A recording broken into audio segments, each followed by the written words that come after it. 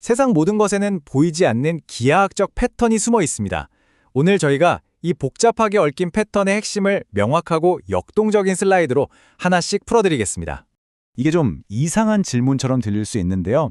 오늘 저희는 글로벌 금융위기부터 환경재앙, 그리고 심지어 우리 내면의 자유의지까지 이 모든 걸 관통하는 하나의 숨겨진 패턴을 파헤쳐 볼 겁니다. 자, 그럼 한번 제대로 들어가 볼까요? 이야기의 시작은 우리 대부분이 생생하게 기억하는 순간, 바로 2008년 금융위기입니다. 복잡한 시스템이 어떻게 무너지는지를 보여주는 그야말로 교과서 같은 사례였죠. 이 유명한 말이 있죠. 이 한마디가 당시 위기가 얼마나 심각했는지를 딱 보여주는 겁니다. 완전한 시스템 붕괴를 막기 위해서 정말 전례 없는 수준의 전 지구적 대응이 필요했거든요. 바로 이 위기 때문에 글로벌 시스템 리스크라는 세상에 없던 새로운 개념의 위험이 등장하게 된 거죠. 이게 그냥 규모만 큰 위험 이런 게 아니에요. 우리가 그동안 알고 있던 위험과는 차원이 다른 문제였습니다. 그러니까 우리가 보통 생각하는 리스크, 예를 들어 자동차 사고나 화재 같은 건 어느 정도 예측하고 관리할 수 있잖아요. 보험이나 규제 같은 걸로요. 근데 시스템 리스크는 그게 안 돼요. 한번 터지면 어디로 튈지 모르게 전 세계로 그냥 확 번져버리는 거죠. 자, 여기서 아주 중요한 개념이 하나 나옵니다. 바로 정상사고라는 건데요. 이게 무슨 말이냐면요. 이렇게 복잡하게 얽히고 설킨 시스템에서는 큰 사고가 나는 게 어쩌다 일어나는 일이 아니라 오히려 정상적인, 그러니까 필연적인 결과라는 거예요. 결국 핵심은 이겁니다. 2008년 금융위기는 누구 하나의 실수가 아니었다는 거죠. 그냥 그 시스템 자체가 언젠가는 터질 수밖에 없는 구조였던 겁니다.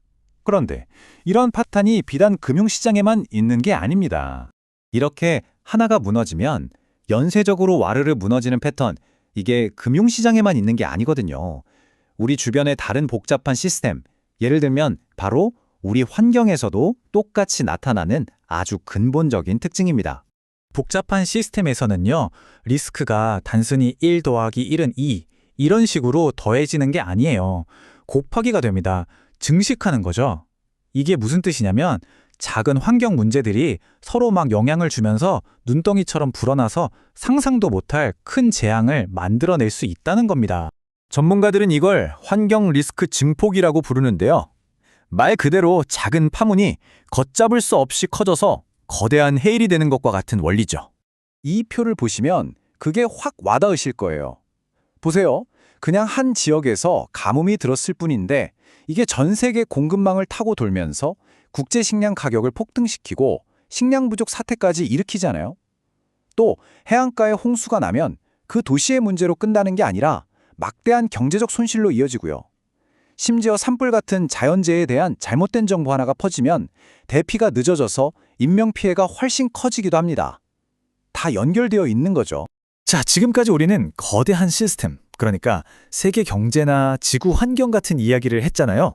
근데 여기서부터가 정말 놀라운 부분입니다. 만약에 이 똑같은 원리가 바로 우리 자신, 우리 머릿속에서도 일어나고 있다면 어떨까요? 어쩌면 이 세상에서 가장 복잡한 시스템은 저 우주나 금융시장이 아니라 바로 우리 머릿속일지도 모릅니다. 최근에 나온 한 새로운 이론에 따르면요. 우리의 의식, 심지어 우리가 자유의지라고 부르는 것마저도 사실은 방금 우리가 봤던 그런 시스템적인 원리로 움직인다고 해요. 이 이론의 이름이 재귀적 정보 공률인데 이름은 좀 어렵죠? 쉽게 말해볼게요.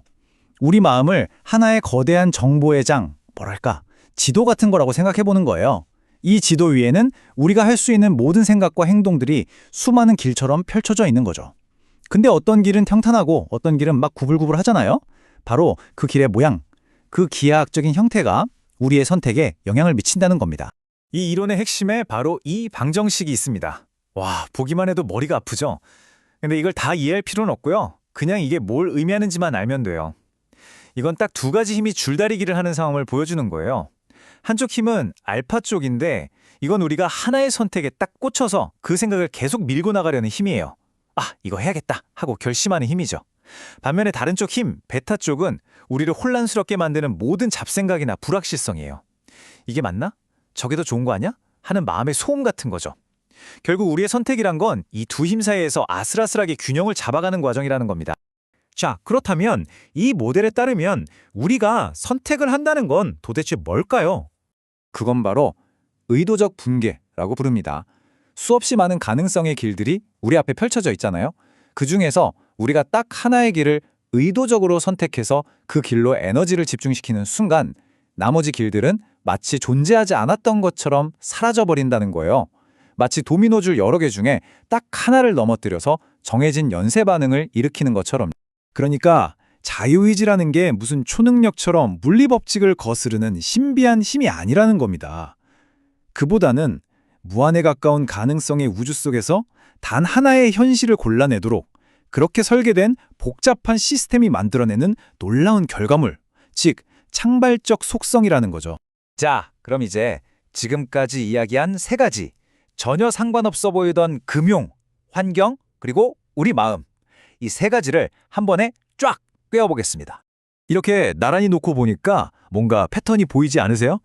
금융 시스템의 연쇄적 붕괴, 환경의 증폭적 피드백, 그리고 우리 마음의 의도적 붕괴. 이름은 다 다르지만 핵심 원리는 똑같습니다. 작은 사건 하나가 도화선이 돼서 전체 시스템을 예측 불가능한 거대한 결과로 이끌어간다는 거죠. 결국 우리가 금융위기, 환경재앙, 개인의 선택이라고 부르는 것들은 모두 붕괴라는 현상의 각기 다른 얼굴일 뿐이라는 겁니다. 이건 우리가 세상을 보는 방식을 완전히 바꿔야 한다는 걸 의미해요. 세상은 개별적인 것들의 합이 아니라 모든 것이 거미줄처럼 촘촘하게 연결된 하나의 거대한 시스템이라는 거죠. 그래서 제가 처음에 던졌던 질문, 2008년 금융위기랑 아침 식사 메뉴 고르는 게 무슨 상관이냐는 질문의 답이 바로 여기에 있습니다.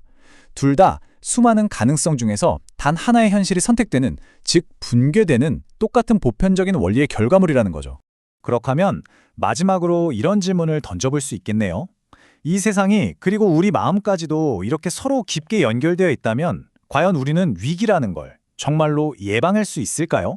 아니면 그저 피할 수 없는 붕괴 파도 속에서 어떻게든 살아남는 법을 배우는 게 최선일까요? 이 숨겨진 연결고리 속에서 우리의 미래를 어떻게 만들어가야 할지 한 번쯤 깊이 생각해보게 만드는 질문입니다.